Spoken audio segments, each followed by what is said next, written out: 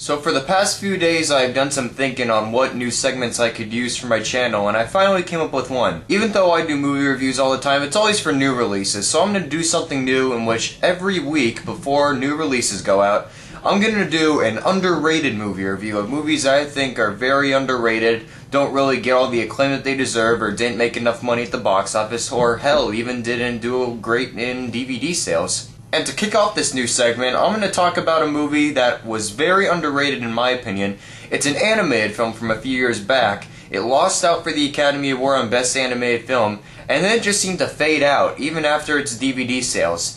And the film I'm going to be reviewing, for the first underrated movie review, is Monster House. Monster House tells the story of a mean old neighbor named Forrest Nevercracker, who's played by Steve Buscemi. Anything that goes on his lawn that's mostly a child's object, like a tricycle or a kite for instance, he chased the kid out, take the toy, and it's never seen again, like it remains in his house forever. However, there is one neighbor named DJ who's a preteen played by Musso, in which he has been known for constantly spying on Nevercracker, in which he's trying to figure out if it's really just Nevercracker or it's the house that's really making all this weird stuff happen. He teams up with his friend Shouter, played by Sam Lerner, and a prep school girl, played by Spencer Locke, in which they all try to intertwine this legend behind the house to figure out whether it's really a product of Nevercracker going insane, or if there's actually a spirit in the house that needs to be destroyed. Personally, I love Monster House. I have not seen Happy Feet yet, so I can't say that Monster House deserved to win the Academy Award for Best Animated Film back in 2007, but this is just one of my favorite films by far. The film does such a great job at paying homage to old horror films, especially it's got kind of a Hitchcockian sense in it, in which it does a good job at building up the suspense. But also the film is very fun, like it has a lot of great sequences, whether it's the great one-shot sequence in the beginning, or if it's a very wide shot, and it's just all great. There's a great ensemble cast in this film as it goes from Musso, Lerner, and Locke, to Maggie Gyllenhaal as DJ's babysitter, to Jason Lee playing Bones, her boyfriend. There's also Kevin James and Gil Kenan as a pair of cops.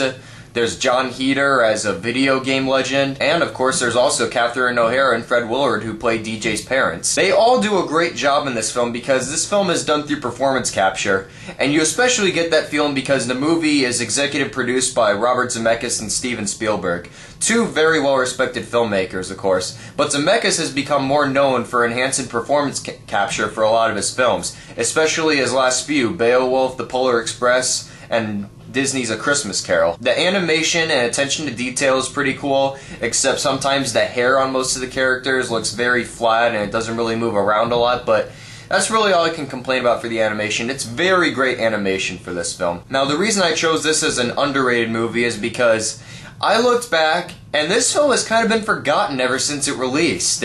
Like, it made $74 million at the box office, it doubled its budget with a worldwide gross total, but then it just faded away. It's like no one remembered the film. I just recently watched it last night, and I loved it. Like, I just love how it mixes together comedy with horror, and I kind of noticed that it has that edgy feel to it, just like Rango did, in which it goes for a farther line of humor, because a lot of the adults are going to get the jokes more than the children in it, in which there really aren't as many pratfalls or so that you usually get in most animated films. And I really liked how the comedy is used in smart ways, and then the horror sequences involving when the house goes insane, I just love it. Like, it does a great job at just blending together those two genres. 4 out of 5 stars for Monster House. It's definitely one of my favorite animated films. Very underrated because it did not get a lot of credit even after it was nominated at the Oscars. So if you haven't seen Monster House, you should definitely check it out. So I hope you enjoyed my first review for underrated movie reviews, and if this is your first time visiting my channel, please hit that subscribe button above me. Tell me in the comment box below of what you think about this new segment I'm doing, and tell me what you guys think below if I should keep on doing this or not. And in the meantime, I'm Tyler from Cali Reviews, and I'll see you guys later. Subscribe to the Unknown Underdogs, by the way.